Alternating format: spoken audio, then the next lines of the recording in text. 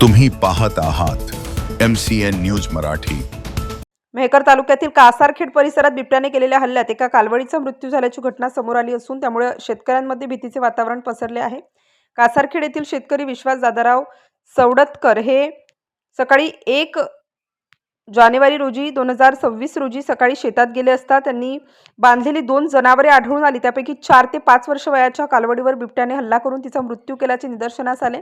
या घटनेची माहिती मिळताच सतीश मवाळ यांनी तात्काळ वनविभागाच्या अधिकाऱ्यांना फोनद्वारे कळवले। त्यानंतर घाटबोरी वनपरिक्षेत्रा अंतर्गत मांडवा वर्तुळाचे व्हीटी मापारी वनपाल तसेच वडाळी बीटचे SA पडघाण वनरक्षक हे पथक घटनास्थळी दाखल झाले। त्यांनी घटनास्थळाची पाहणी करून पंचनामा केला आहे। विशेष म्हणजे याआधी 31 डिसेंबरच्या सकाळी कडमेश्वर व दुधा रायपूर परिसरात बिबट्याची पिल्ले आढळून आली होती।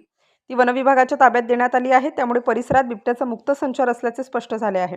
सध्या शेतामध्ये ऊस, गहू, हरभरा यांसारखी पिके असून पाणी देण्यासाठी शेतकऱ्यांना रात्री शेतात जावे लागते आहे। मात्र बिबट्याच्या दहशतीमुळे शेतकऱ्यांमध्ये प्रचंड भीतीचे वातावरण निर्माण झाले आहे। यामुळे रात्रीऐवजी दिवसा वीज पुरवठा करावा अशी मागणी शेतकऱ्यांच्या वतीने सतीश मवाळ यांनी केली आहे। या घटनेमुळे कासारखेडसह परिसरातील शेतकरी सतर्क झाले असून वनविभागाने तातडीने उपाययोजना कराव्यात अशी मागणी होत आहे।